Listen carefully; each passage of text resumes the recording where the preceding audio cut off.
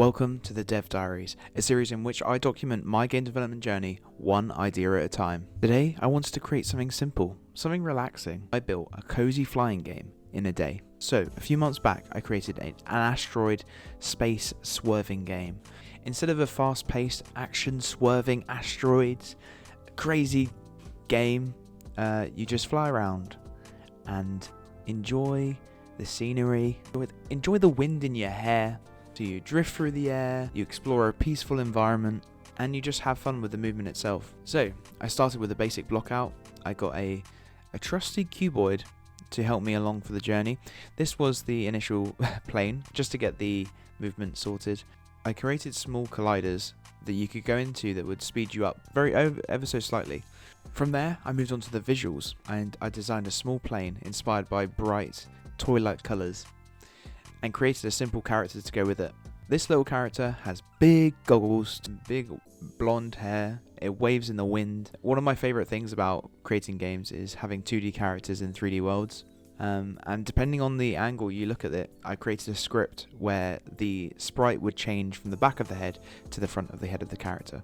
He's just a little guy enjoying the sky. If I took this prototype on any further, I would create different reactions and different expressions when they go through the speed up zones in the game. Yeah, that's when I sort of decided that this sort of speeding up element to the project would be through hoops in the sky. From there, I built the environment using Unity's terrain system. I added water, obstacles, and a simple course of the hoops to fly through. And I also tweaked the camera slightly. So essentially, I created a script where if the player tilts and dives, it doesn't necessarily mean the camera is going to also do the same, because I found that if the camera followed the plane completely, then I got a bit of motion sickness just playing the game like that. It's meant to be cozy, not crazy. So I created a script that essentially like stabilizes the camera, so you'll never feel unwell when you're playing my game. Another thing I added was with the hoops, when you fly through them, it adjusts the FOV ever so slightly and creates a trail renderer behind the player, so it gives that sense of speed when you go through them.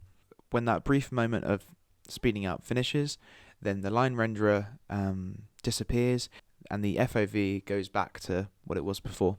By the end of the day, it was a playable prototype, complete with sound effects and handcrafted music. And honestly, it's a project that I could see myself coming back to eventually, or even just playing the game if I need a break. It has that relaxing feel to it, so maybe I'll just, if I'm creating the Calcium Crusader too much, I'll just jump on, have a little fly around, and then get right back into creating this little guy over here. But also, I could repurpose this for a potential flying area in the Calcium Crusader. I've been thinking about maybe adding dragons to the game for a long time now, so let me know what you think of that. By the way, if you don't know what the Calcium Crusader is, I am creating a retro-style adventure game called the Calcium Crusader. The Steam page is now live. If you like games like The Legend of Zelda Ocarina of Time, if you like Spirited Away or Monty Python, I think the Calcium Crusader 64 will be for you.